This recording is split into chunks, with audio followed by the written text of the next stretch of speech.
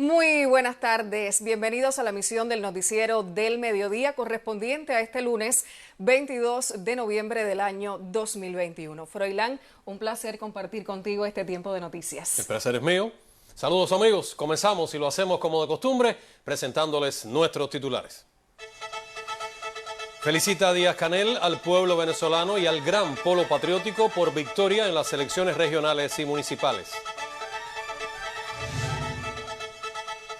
Supera Cuba a las 9 millones de personas con el esquema completo de vacunación anti-COVID-19.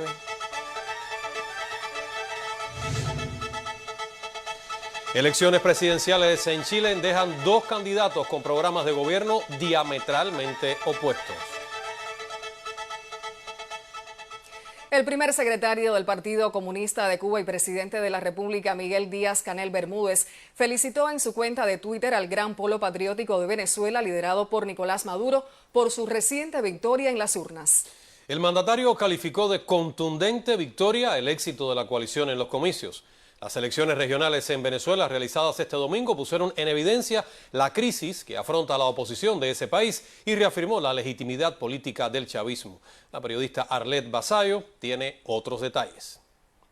El Partido Socialista Unido de Venezuela se impuso este domingo en 20 de las 23 gobernaciones que se disputaron en los comicios, además de alzarse en la alcaldía de Caracas. Producto de un trabajo perseverante, producto de llevar la verdad con rectitud a todas las comunidades, candidatos y candidatas, bueno, que quedaron molidos del esfuerzo que se hizo. Por primera vez en 4 años, la mayoría de las fuerzas opositoras participó en las elecciones. La misma fuerza que durante ese tiempo boicoteó anteriores comicios bajo supuestas faltas de garantías y con un discurso internacional que desconocía la institucionalidad del gobierno de Maduro. La derecha no recobró el capital político. Pierden electoralmente, pero también evidencia que no tuvieron o fallaron en su estrategia política de persuadir a una parte de la población. Pero considero que no logró persuadir a esa gente porque la gente de a pie se dio cuenta que fueron ellos los que realmente impulsaron esas sanciones.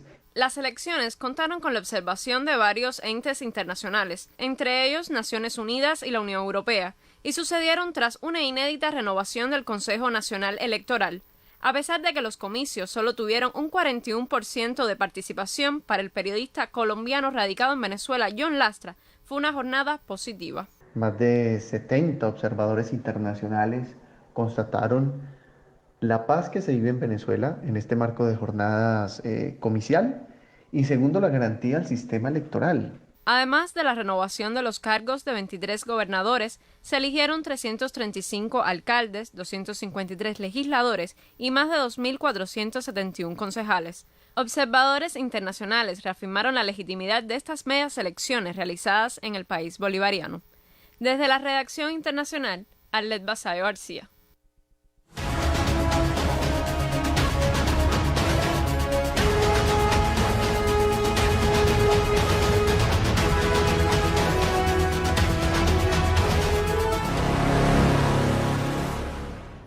Y Cuba continúa con una reducción paulatina y estable en la transmisión de la COVID-19. Hoy el país no registra fallecidos por esta enfermedad y la incidencia de la pandemia disminuye en todas las provincias. Sin embargo, las autoridades sanitarias continúan alertando sobre la necesidad de no confiarnos y mantener las medidas preventivas que, junto a la inmunización, han permitido el avance en el control de la pandemia en el momento que otras naciones se enfrentan a una nueva oleada del SARS-CoV-2. Cuba continúa con la reducción estable de casos positivos a la COVID-19, mostrando también otros indicadores favorables. Así lo precisó el doctor Francisco Durán García, director nacional de epidemiología, en su intervención de este lunes. El experto dijo que es la 9ª semana consecutiva con descenso de casos positivos y afirmó que en la semana 46 se registraron 1.392 confirmados, 358 menos que en la semana 45. Lamentó el fallecimiento de 13 personas, aunque también disminuye contra 20 de la semana 45, mientras que al cierre de ayer no se registró deceso alguno. Las provincias que continúan con mayor incidencia son Camagüey, Holguín y Santi Espíritus, siendo Camagüey la de más alta positividad. En cuanto a las edades pediátricas, se mantiene la reducción estable de diagnosticados de 430 en la semana 45 a 345 en la semana 46. Reducción paulatina y estable, pero sin embargo el llamado a no confiarnos y mantener las medidas preventivas, pese al programa de inmunización que da sus resultados, se impone. Niurka Damaris, Sistema Informativo de la Televisión Cubana. En este bulbo, con evidencias de otra edad, responde esta tierra libre. ¿Qué patria es humanidad en este envase? Hay desvelos, sobrecargas de estrellas hoy encendidas por aquel sol de luz larga. En esta dosis están la fe y la fuerza de un país más protegido, más inmune, más feliz, más protegido. En efecto, más protegidos, como bien dice Buenafé en su ocasión. Más de 9 millones de personas ya cuentan con el esquema completo de vacunación. Esto lo ha destacado el primer secretario del Comité Central del Partido Comunista de Cuba y presidente de la República, Miguel Díaz-Canel Bermúdez, en su cuenta en Twitter. El alcance de la estrategia de vacunación en el país incluye los lugares más intrincados de la geografía nacional. Les propongo repasar estas estadísticas. Al cierre del 20 de noviembre se han administrado en el país 27.872.484 dosis con las vacunas cubanas. Soberana 02, Soberana Plus y Abdala, como todos conocemos. 10.129.065 personas han recibido una dosis de los inmunógenos nacionales. En tanto, ya tienen la segunda dosis 9.168.994 personas, como aprecian ahí en las estadísticas, y la tercera dosis 8.574.425 personas. Ahora bien, cuentan con el esquema completo de vacunación 9.050.528 personas. Esto representa el 80,9% de la población cubana. El 80,9% de los cubanos y las cubanas tenemos el esquema de vacunación completo. Se dice fácil, pero ha sido un arduo trabajo, primero de nuestros científicos y después del personal de salud que integran, ya ustedes saben, enfermeros, médicos, personas destinadas al traslado y conservación de las vacunas, también las organizaciones comunitarias que desde el barrio apoyan este trabajo. Ha sido en verdad una pelea de todos para llegar a estas estadísticas. La estrategia de nuestro país muestra resultados satisfactorios, lo que coloca a la nación como el país de las Américas con más alto % de vacunación y a nivel mundial ocupa el tercer lugar con un 89% de población vacunada al menos con una dosis. Este logro lo ha reconocido incluso la edición digital del periódico The New York Times en su actualización diaria del comportamiento de la vacunación, como acabamos de ver. Según ha expresado el ministro de Salud de nuestro país, José Ángel Portal Miranda, la voluntad política del gobierno cubano guía todo el proceso de inmunización. Ninguno de los pasos en el enfrentamiento a la COVID-19 ha sido fruto de la improvisación. La esencia del sistema de salud del país es salvar vidas.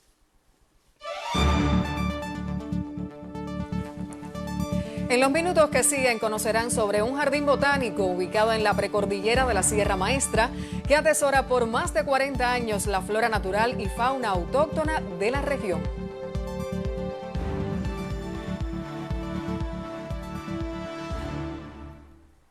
Avanzamos con otras noticias. El viceprimer ministro de Cuba, Ricardo Cabrizas Ruiz, inició hoy una visita de trabajo a la Federación de Rusia, donde sostendrá reuniones con autoridades de gobierno y principales empresas que tienen relaciones con la mayor de las Antillas. En Twitter, la vicetitular del Comercio Exterior y la Inversión Extranjera, Ana Teresita González, informó que el alto funcionario y acompañantes tendrán reuniones con el copresidente de la Comisión Intergubernamental Cuba-Rusia, Yuri Borisov. Recientemente, el también vicepresidente del gobierno ruso viajó a la nación caribeña y pasó revista al estado y perspectivas de los vínculos económicos, comerciales, financieros y de cooperación. Durante su visita a La Habana, Borisov ratificó que Cuba es un socio estratégico para su país y que las relaciones entre los dos estados constituyen una prioridad inquebrantable.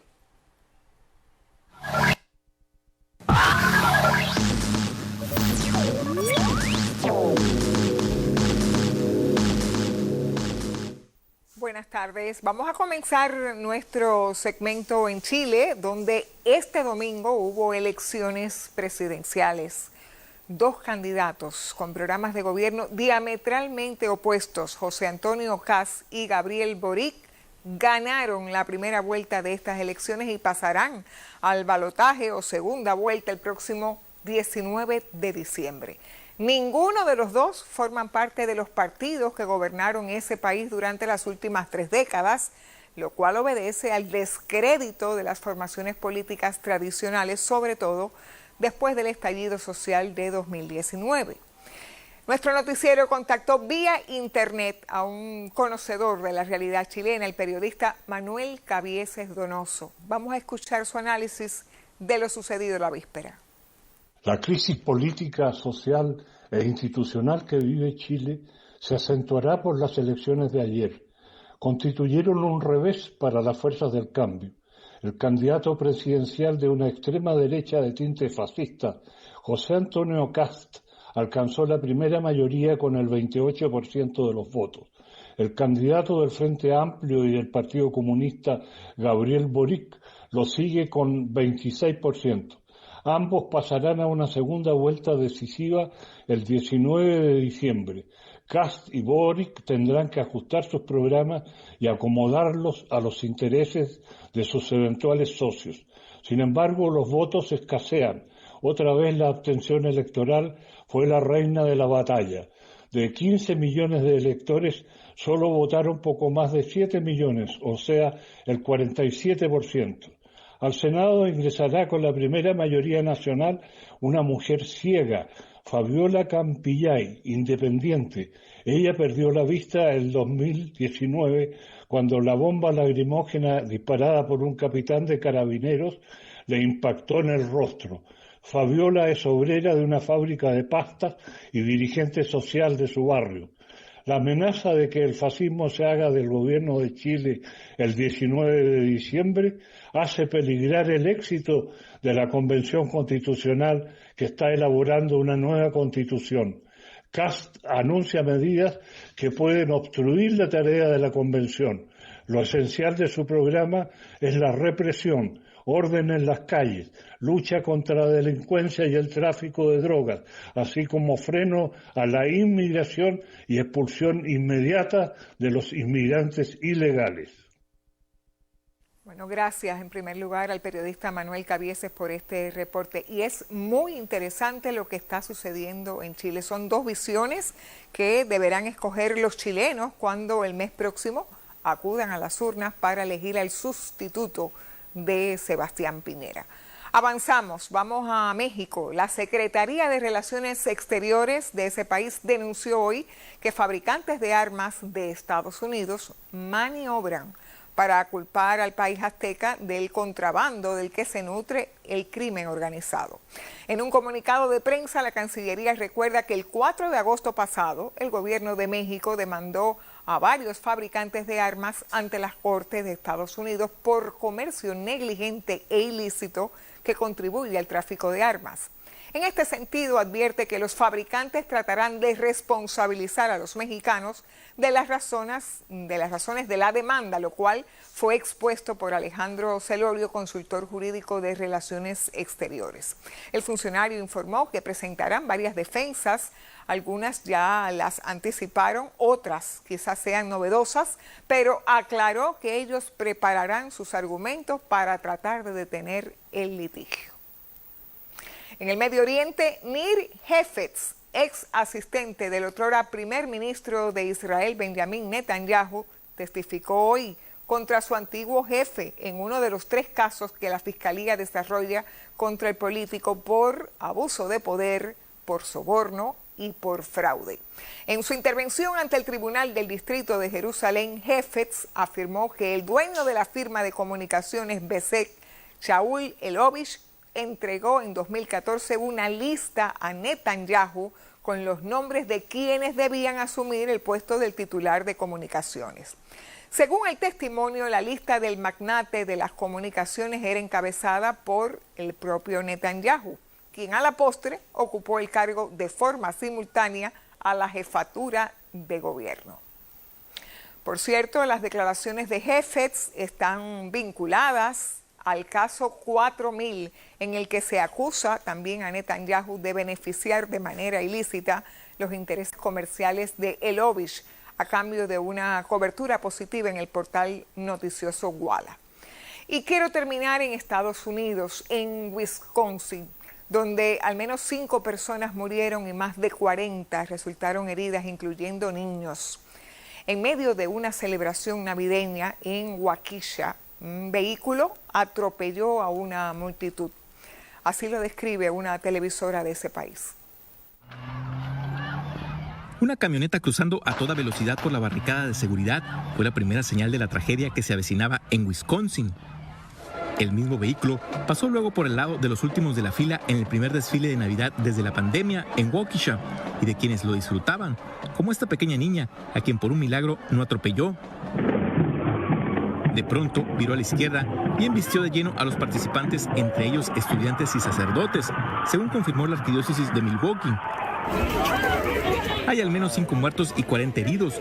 Solo en un hospital pediátrico fueron trasladadas 15 personas y decenas más distribuidas en otros centros de salud.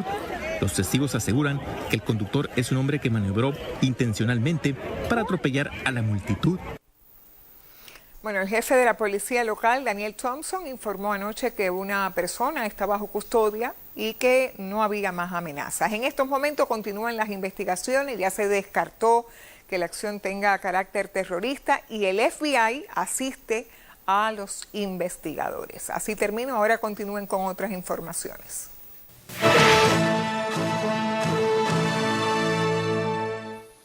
Avanzamos con otros temas de la actualidad nacional. En Santi Spíritus continúa la reanimación de comunidades urbanas y rurales identificadas en condición de vulnerabilidad para solucionar problemas materiales y legales en beneficio de sus residentes.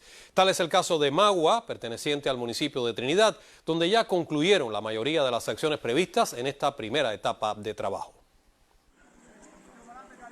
Situada a escasos kilómetros de la ciudad de Trinidad, la comunidad de Magua transformó su rostro en las últimas semanas para bien de sus 384 habitantes. Con el apoyo intersectorial de empresas e instituciones como la construcción, vivienda, comercio, acueducto, educación, deporte, salud y la empresa eléctrica, aquí se acometieron cerca de 40 acciones valoradas en unos 604.000 pesos. Desde el 2015 no se trabajaba en una reanimación. La comunidad hoy se siente con un ánimo favorable porque se han logrado impactar a las personas vulnerables, se han logrado trabajo comunitario integrado, se ha hecho obras sociales como la bodega, una bodega nueva, se le puso agua a 22 personas que no la tenían, un acueducto que ya hoy está completo aquí en la comunidad, la cancha deportiva también se recuperó. Hasta el lugar llegaron la integrante del Comité Central del Partido y su primera secretaria en Santi Spíritus, David Pérez Martín, y la gobernadora provincial Teresita Romero Rodríguez, quienes constataron la reparación del consultorio médico de la familia, el círculo social y la escuela primaria Felipe Iznaga Galeano, donde cambiaron la carpintería de madera por aluminio, pintaron interiores y exteriores. Magua ahora cuenta con alumbrado público y un nuevo punto de venta para comercializar de forma directa productos agropecuarios de la cooperativa Alberto Delgado. El trabajo social incluyó además la entrega de recursos a las familias en condiciones de mayor vulnerabilidad. He sido beneficiada con ropitas que me han regalado y un dinerito que me pasaron y me siento muy bien y muy feliz con eso. Y le doy gracias a esta revolución. En otros casos también entregaron camas y colchones. Aún se trabaja en la legalización de viviendas y entrega de títulos de propiedad en Magua, asentamiento rural que rejuvenece al pie del lomerío trinitario. En Santi Espíritus, Javier Alejandro Brito, Sistema Informativo de la Televisión Cubana. Y también conocimos que el territorio agramontino cuenta ya con la primera MIPYME del país dedicada a la energía renovable y otros procesos afines. Se trata de la empresa Renova. El auge e interés que ha cobrado la formación de MIPYME en Camagüey sigue en ascenso. Actualmente más de 40 proyectos avanzan.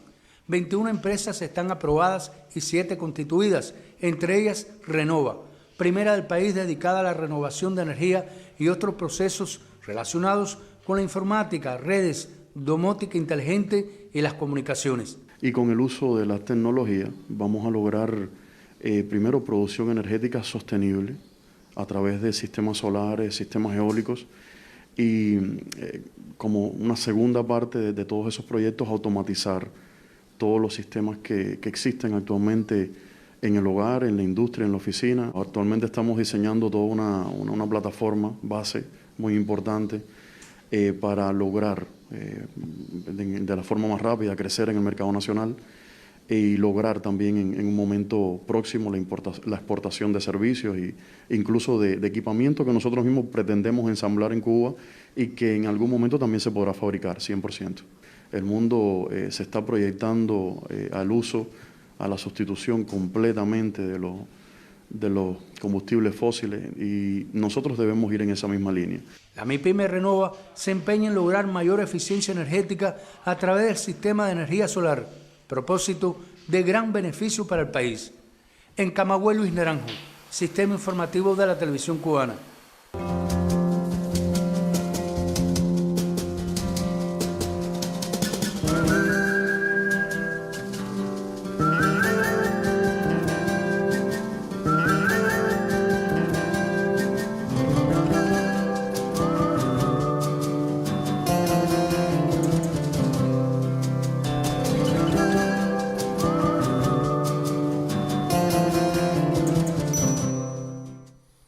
En el desarrollo y modernización de la meteorología en Cuba, mucho influyó sin dudas el pensamiento y las decisiones del líder histórico de la Revolución Cubana.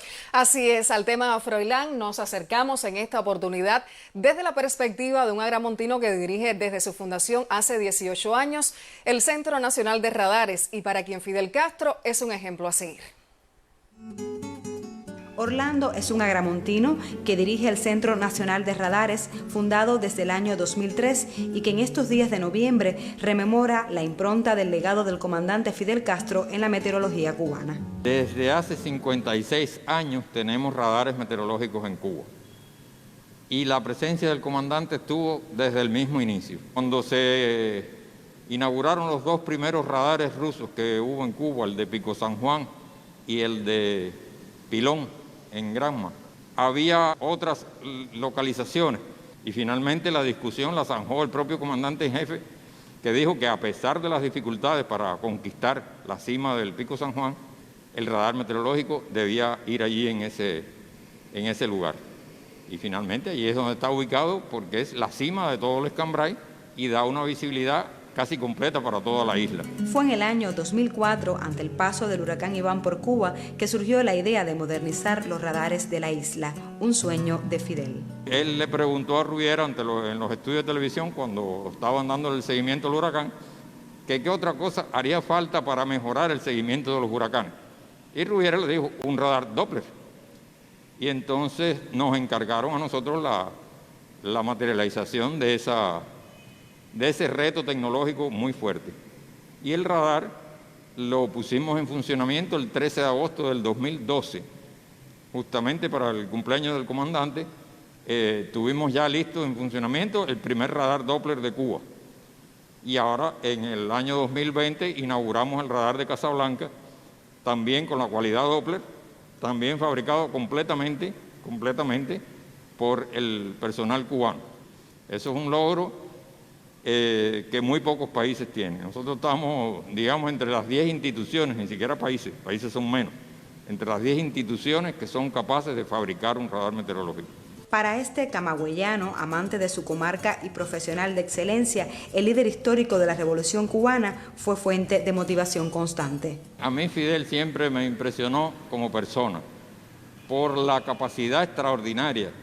Es decir, yo siempre aspiré a ser como Fidel en el sentido de la cantidad de trabajo, de la intensidad con que trabajaba, y por supuesto eso era prácticamente imposible de lograr, ¿no? Pero fue una inspiración para todos nosotros poder seguir, digamos, el ritmo que él nos imponía en todas las cosas, y esforzarnos al máximo y buscar, a veces cuando pensábamos que no podíamos, surgía el aliento del comandante en jefe y nos obligaba a hacer nuevas innovaciones. En muchos sitios podemos encontrar las huellas de Fidel, precisamente por su cercanía cotidiana a los hombres y mujeres de la patria. En Camagüey, Yeter Palmero, Sistema Informativo de la Televisión Cubana.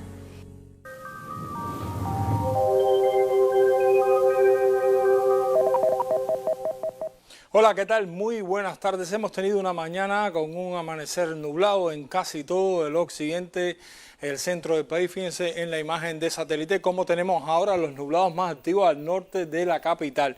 Ha estado lloviendo durante la madrugada, los registros en el occidente son poco significativos y en el centro también, en La Piedra, Villa Clara, 17 milímetros. Y bueno, toda la noche estuvimos con estos nublados aquí sobre zonas de la costa norte en esta línea de convergencia que se forma debido al choque de dos masas de aire de diferente estructura, humedad y también temperatura. Por detrás de este sistema, sobre el sudeste del Golfo, comienza a estructurarse el frente frío que en horas de la noche llegará al occidente del país, incrementando los nublados, la probabilidad de lluvia en la región occidental. Fíjense en esta imagen un poco más cerrada sobre territorio nacional, como los nublados de la madrugada, donde estuvo tronando, ¿no?, actividad eléctrica asociada durante toda la madrugada, se mantuvieron al norte de la capital. Ahora detrás comenzará a aparecer el frente frío que llegará, como les dije, en horas de la noche, provocando un incremento de los nublados y la lluvia en la región occidental, principalmente en zonas de su costa norte. Puede llover aislado en la isla de la Juventud, y ya en la medida que avanza la tarde-noche vamos a tener entonces los nublados y las lluvias probablemente todavía en zonas de la costa norte occidental, pero trasladándose hacia el centro del territorio nacional. Aquí serán más numerosos, principalmente sobre zonas de la costa norte, más aislados en el oriente del país, donde disminuye la probabilidad de lluvia, pero también la nubosidad. Temperaturas máximas hoy con valores desde 29 hasta 32 grados Celsius, superiores en la provincia del sur oriental, donde puede llegar hasta 33 grados. En la noche todavía las temperaturas no estarán muy frescas, que digamos, vamos a tener valores en el mezclamiento de los nublados y la lluvia entre 23 hasta 24 grados Celsius en la región occidental, superiores en el oriente, donde puede llegar hasta 26 grados incluso en Santiago de Cuba. Los vientos, variables débiles durante toda la mañana, la tarde también, y en la noche comienzan a girar de región norte en el occidente con la llegada del frente, velocidades entre 10 y 25 kilómetros por hora, superiores en la racha en zonas de la costa norte occidental, donde amanecimos con poco oleaje. Más bien la mar tranquila irá incrementándose a poco oleaje, y en la noche llegará a oleaje en el litoral norte occidental, más tranquila en el resto de los litorales, excepto en la norte oriental, donde también llegará a poco oleaje. En resumen, mis amigos, abundante la nubosidad en el occidente del país. Será una tarde nublada, las lluvias final de la tarde, primeras horas de la noche, con el avance del frente frío que trasladará los nublados y la lluvia hasta Ciego de Ávila, posiblemente en horas de la noche. Les deseo a todos que tengan una tarde muy feliz, cuídense mucho y hasta mañana.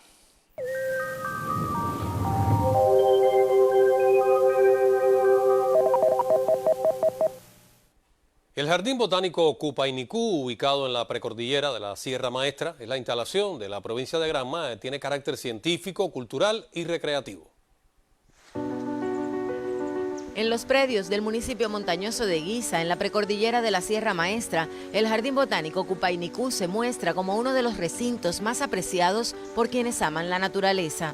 Desde hace 40 años, decenas de personas han dejado su impronta en este sitio de la geografía granmense que atesora la flora natural y la fauna autóctona de la región. Dos tipos de bosque, un bosque de galería, que es el que está alrededor del arroyo, y un bosque semideciduo mesófilo, donde se encuentran árboles con una gran altura de hasta 30 metros, por ejemplo, y que datan de muchos años de vida.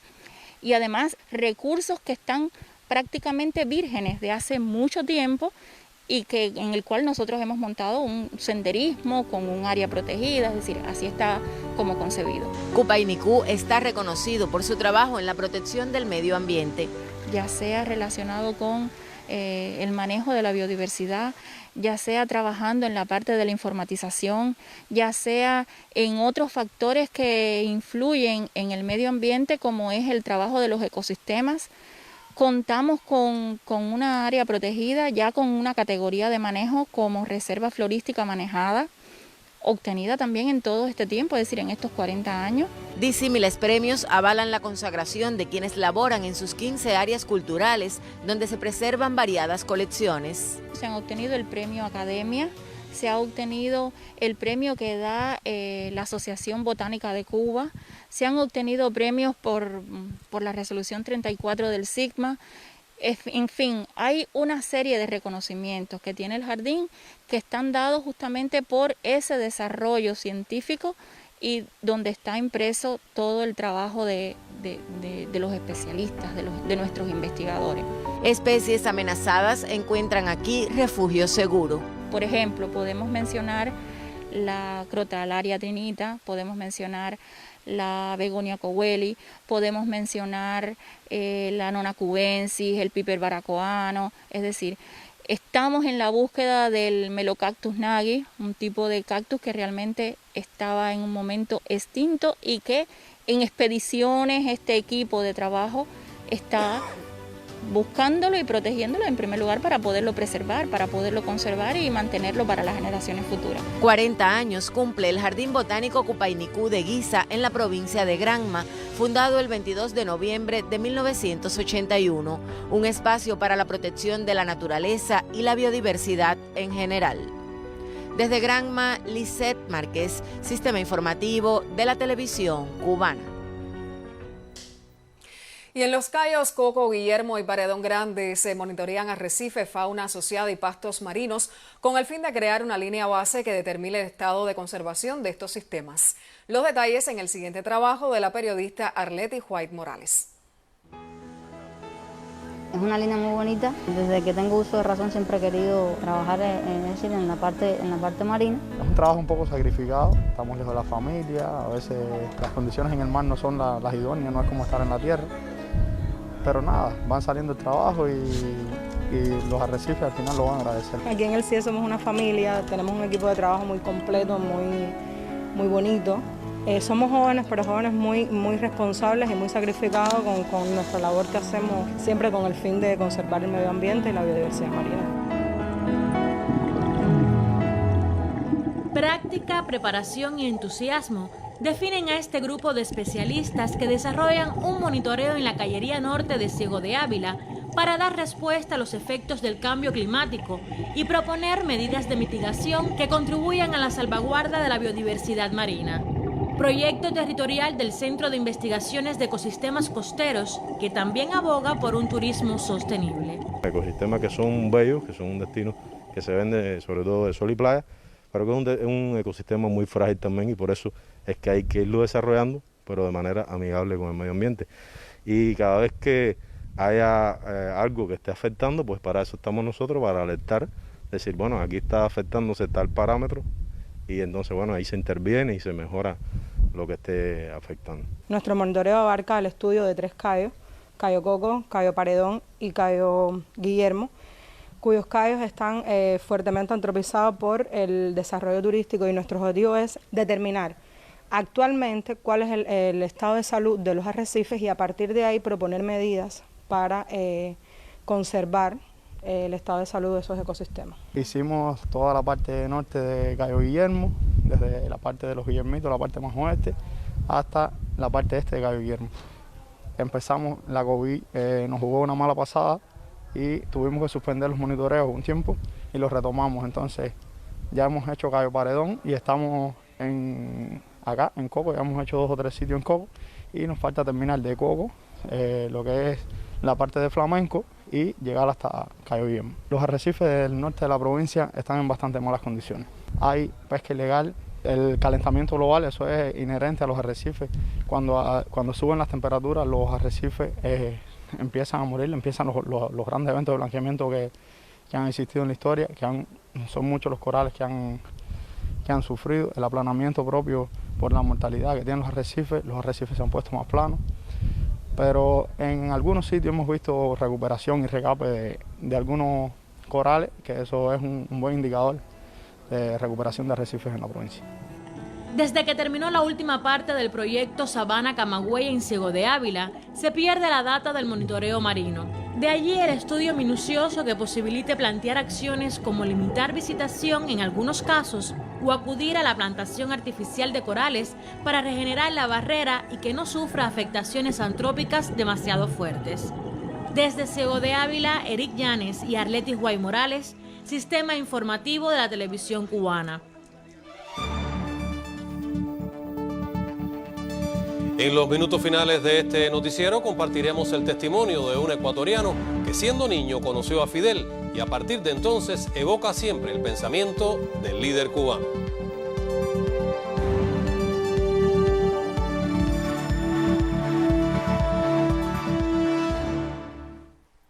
Y la 9ª Jornada Nacional por el Día del Trabajador Farmacéutico tiene cita en Matanzas, provincia con importantes resultados en este sector de la salud pública en Cuba.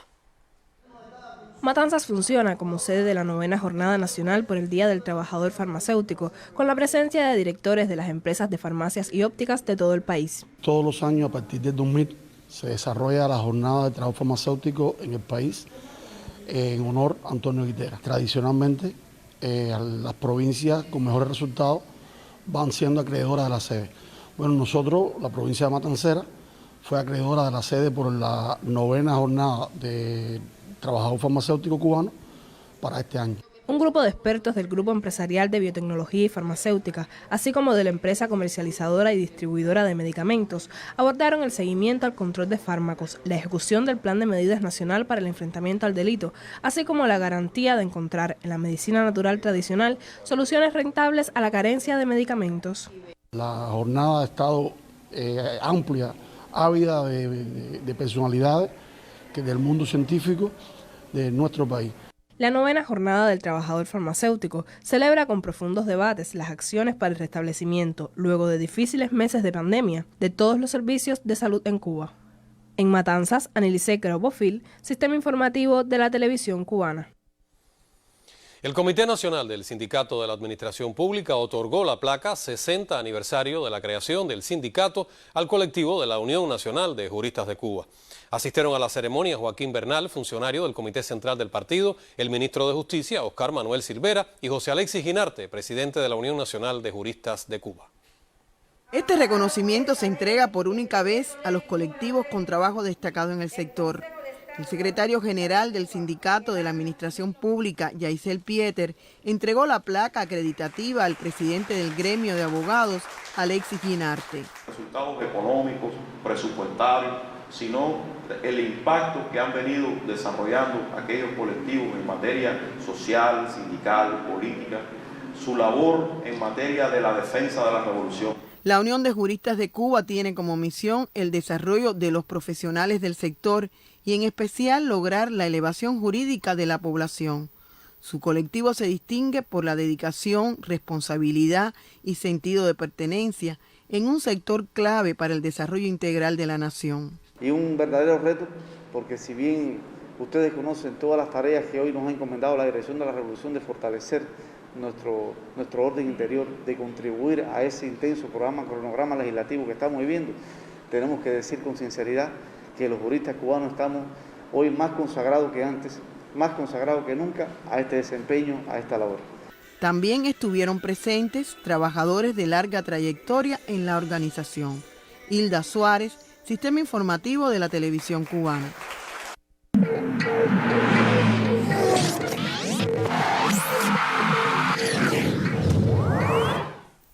Buenas tardes, un placer saludarle. Tiempo para los deportes. Iniciamos hablando de balonmano femenino. Las chicas de Cuba serán las primeras en acción por nuestro país en los Juegos Panamericanos Juveniles de Cali. Con Jorge Paul, entrenador principal del equipo, conversó el colega Roberto Ramírez. Ya como ustedes están viendo, estamos hoy teniendo aquí el primer entrenamiento y muy buen estado de ánimo, como ustedes la ven, muy combativa y preparada, simplemente preparada para lo que nos viene ahora y ya a darlo todo. El inicio con Brasil evidentemente constituye una prueba de fuego. Sí, pero también pienso que, o pensamos que es muy favorable, porque siempre el primer partido es un poco difícil, claro, para los dos equipos, ¿no? Pero ¿qué pasa? Que tenemos muchos atletas muy jóvenes y quizás este primer partido, ese prearranque, quizás nos puede costar un poco, y qué bueno que sea con Brasil, un equipo que quizás no es que lo tengamos que vamos a perderlo, pero sí es un equipo de mucho nivel. Y ese partido entonces nos sirve para un poco estas atletas jóvenes, soltar un poco esa presión. Y ya entonces mucho mejor preparada para el segundo partido, donde sí es con Paraguay, donde sí es muy importante porque ese partido es que nos va a dar casi la clasificación entre los dos primeros grupos. También publica el periódico Granma hoy que Cuba estará representada en la primera edición panamericana por 213 deportistas.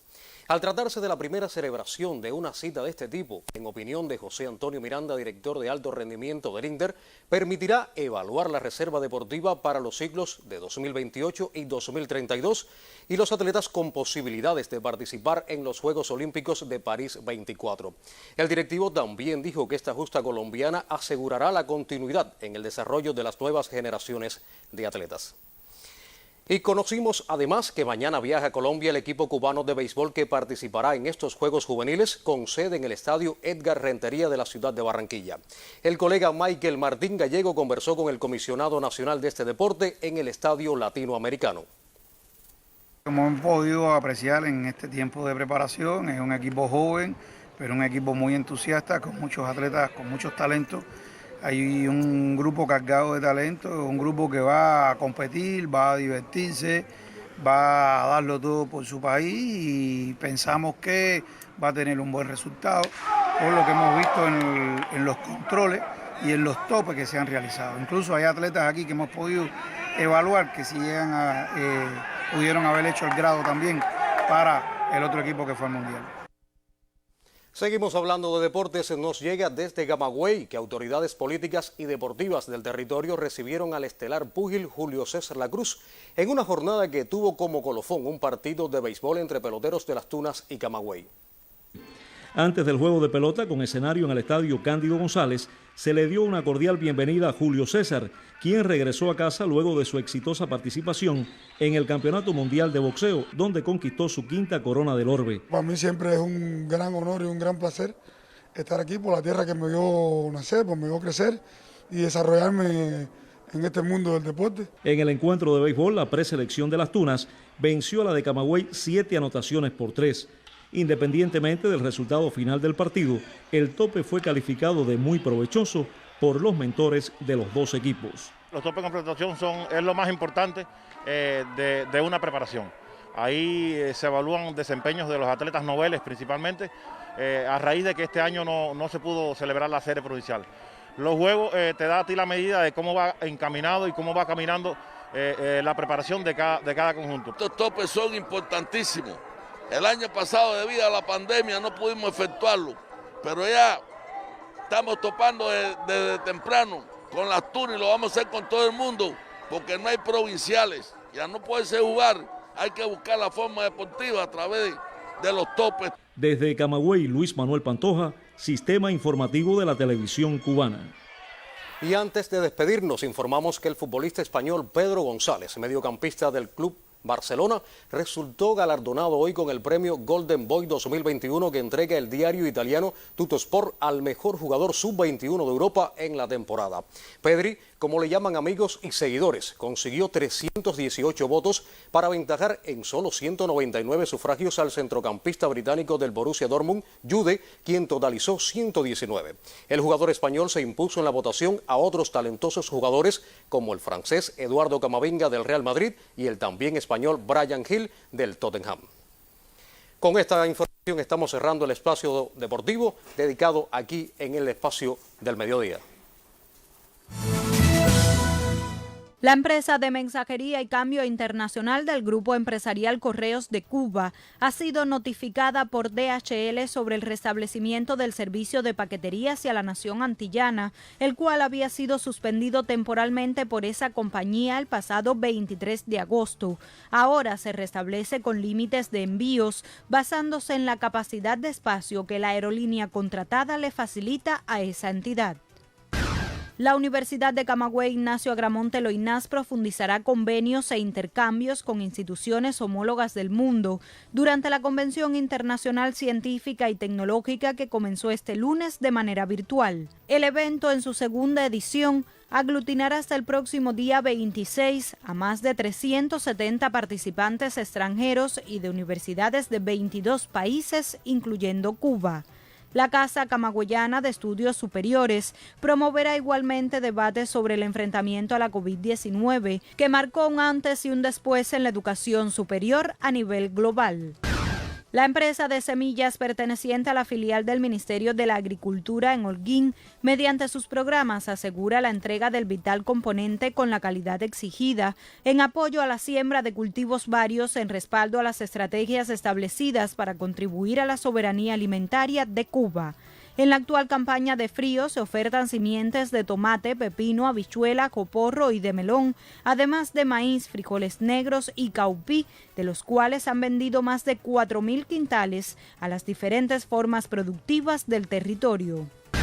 La empresa agroindustrial de granos Fernando Echenique, ubicada en Granma y mayor productora de arroz en Cuba, con más de 200 hectáreas ya plantadas, comenzó oficialmente este domingo las siembras correspondientes a la etapa de frío, cuyo compromiso asciende a 9.500 hectáreas. El propósito general de la campaña arrocera 2021-2022 supera las 26.600 hectáreas y para completarlo prevén sembrar otras 17.000 en la contienda de primavera, estimando rendimientos de 4.21 y 3.57 toneladas por hectárea respectivamente. El próximo año esperan aportar unas 36.800 toneladas de arroz consumo.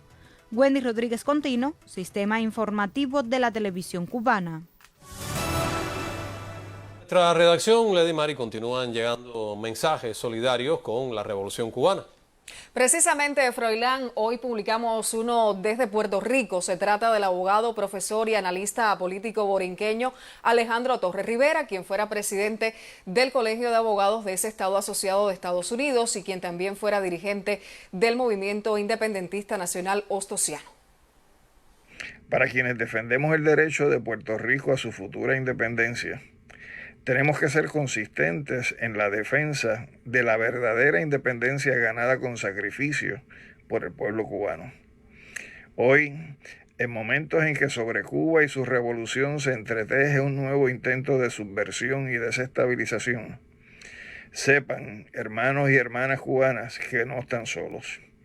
Desde la otra ala del pájaro antillano que nos describe el verso, al decir Cuba y Puerto Rico son de un pájaro las dos alas, el patriotismo puertorriqueño responde al llamado martiano, de quien se levanta hoy por Cuba, se levanta para todos los tiempos. Hacerlo es tarea de grandes. Adelante, hermanos y hermanas cubanos, hasta la victoria siempre.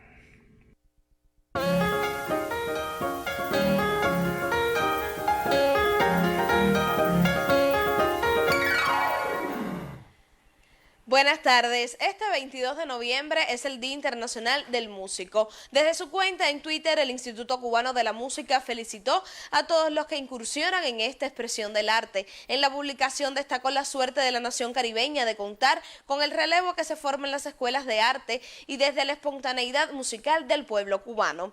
Y en fecha tan significativa también nació un excepcional músico, Adalberto Álvarez, defensor del son cubano y Premio Nacional de Música 2008.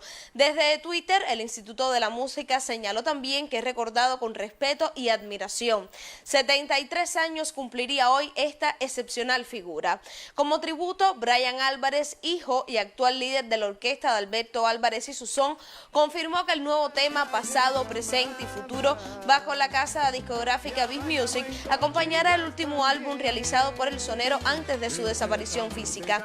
Asimismo, en el disco de Hermano a Hermano de Enrique Álvarez, La Charanga Latina, se reverencia al Caballero del Son. Los honores también aparecen reflejados en el tema Son del Caballero, homenaje a Adalberto Álvarez, de la autoría de Raúl Torres y bajo la producción de Manolito Simonet. En el tema participan destacadas figuras de la música popular bailable en Cuba, quienes desde el sentimiento cantan a uno de los grandes de la cultura nacional. Desde nuestro espacio también sirva esta canción para recordar al Premio Nacional de Música de Adalberto Álvarez.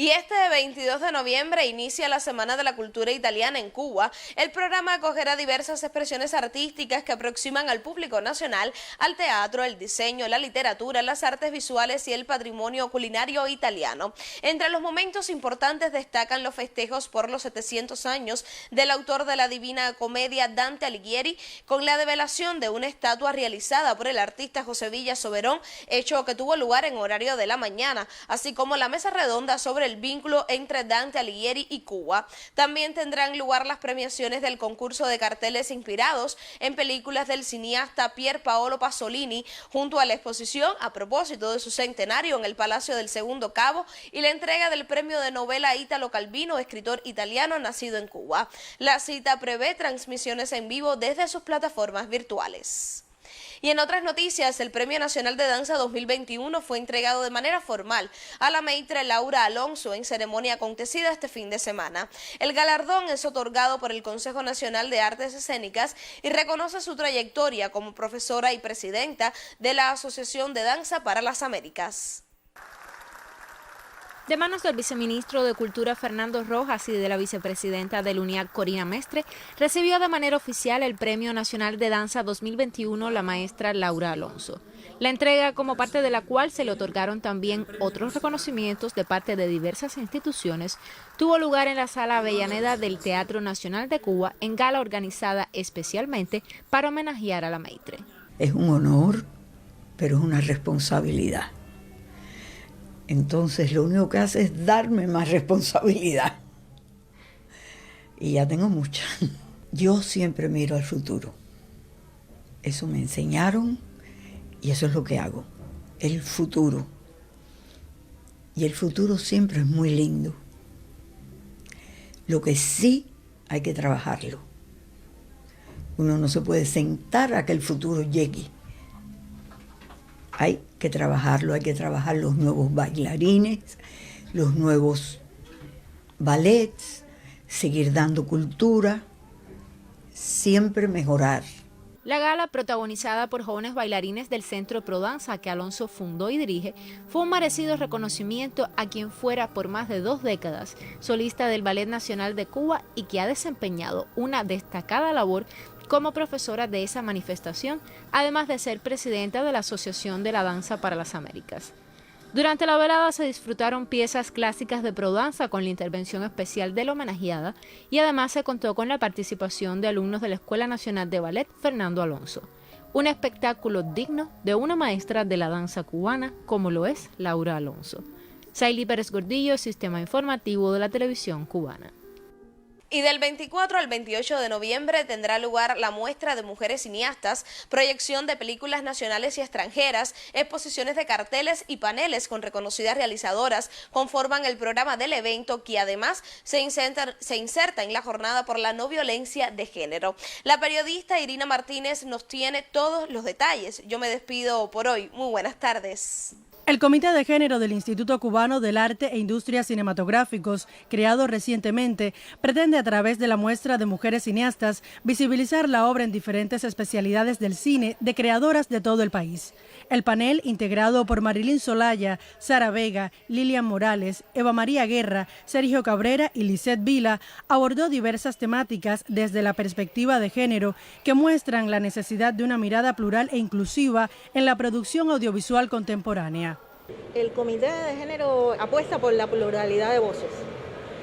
O sea, no queremos tener ningún tipo de rango por encima una de las otras. Es importante que las mujeres nos unamos y trabajemos en equipo. La idea es ir sumando trabajos de las realizadoras y de todas las que están haciendo audiovisual en el resto del país. Eso es importante y sobre todo las instituciones. Mira, es importante que las filiales de la UNIAC apoyen, que la UNIAC de las provincias apoyen esta muestra.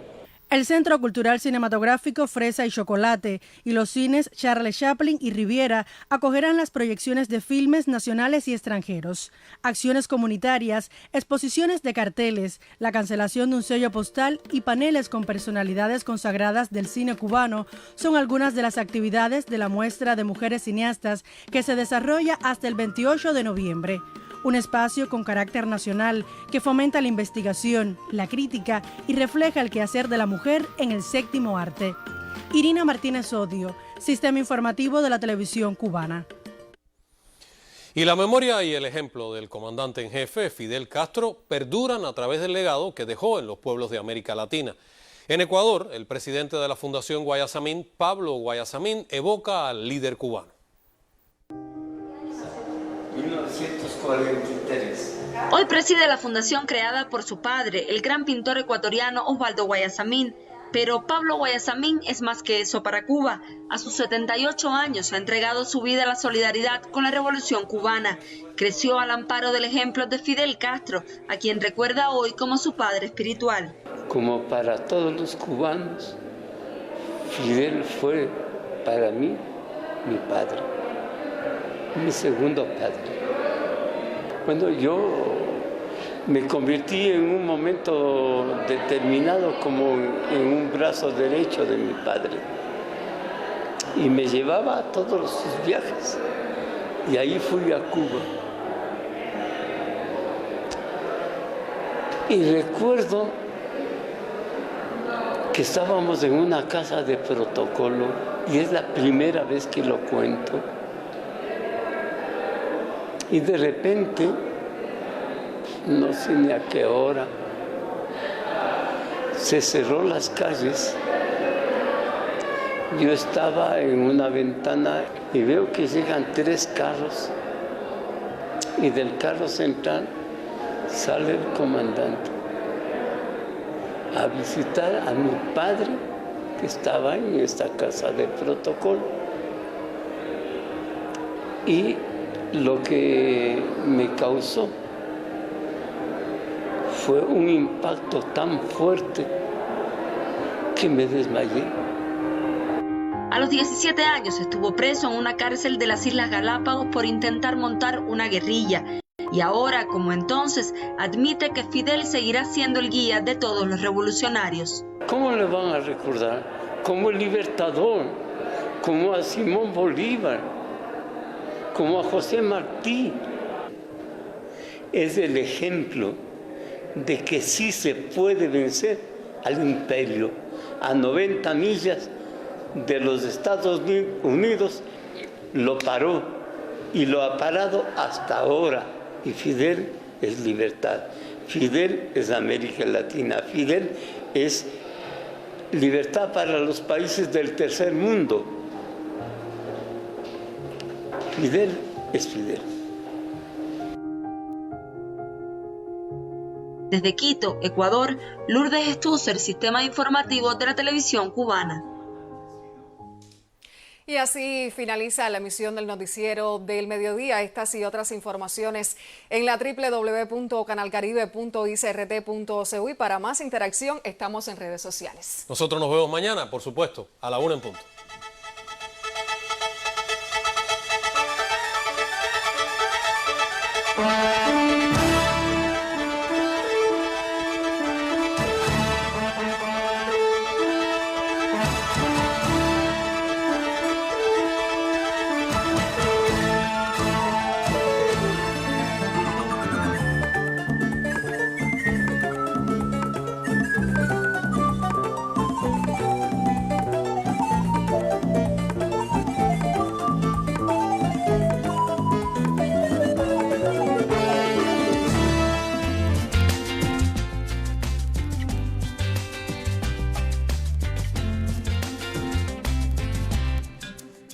Inconmovible el propósito de seguir construyendo esta historia hermosa. Fue el hombre que cambió el curso de la historia. Te doy una canción y hago un discurso. El mejor contacto que yo tenía era cuando yo lo veía por la televisión. Nos señalamos de celda a celda por detrás del cristal porque no podíamos escuchar ni hacíamos este gesto. De matar. Se murió el padre de nosotros. Y digo patria. Esa es la vida de este pueblo. Para ti. Comandante, estás en nuestros corazones. Como un disparo, como un libro. Imagínate los millones de personas en los que va a vivir Fidel. Él es inmortal. Como doy. El único que hasta hoy venció a la muerte. El único.